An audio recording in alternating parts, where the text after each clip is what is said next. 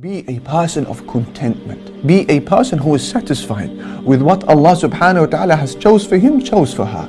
There was a man who used to wake up every morning and he would go to the edge of the sea and he would engage in his fishing and come home with only 2 fish. 1 fish he would give to his family, the other fish he would sell and reinvest in his family. One of his friends said to him, "Why do you only limit yourself to 2 fish? Why not 4 or 5 or 10? He said to him, "Then what?" He said, "Well, then you will become more affluent." He said, "Then what?" He said, "Then you can think about employing another fisherman to work next to you." He said, "Okay, then what?" He said, "Well, eventually you can amass enough money to invest in a boat and bring you even more fish." He said, "Okay, then what?" He said, "Then you can invest in a fleet of boats." Can you imagine? And you will become even more affluent. He said, "Then what?"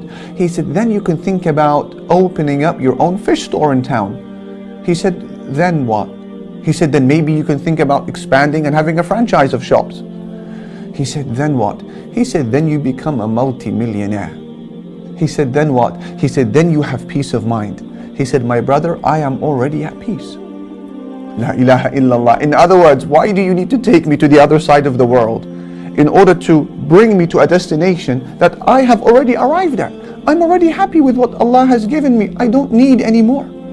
And what is even more beautiful than this?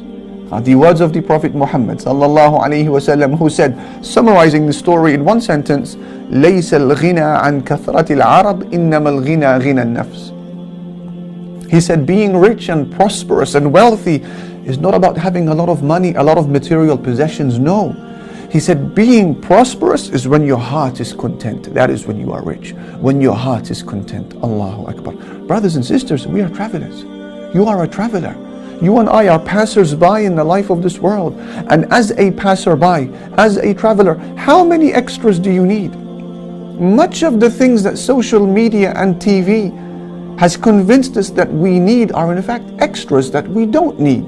And as a traveler, how many extras do you want to be carrying on your back? Lightest will be quickest on the day of judgment. Take that as a rule.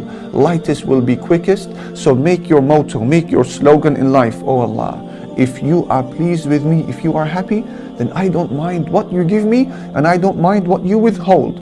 Oh Allah, just be pleased with me." This is principle number 2. Be a person of contentment.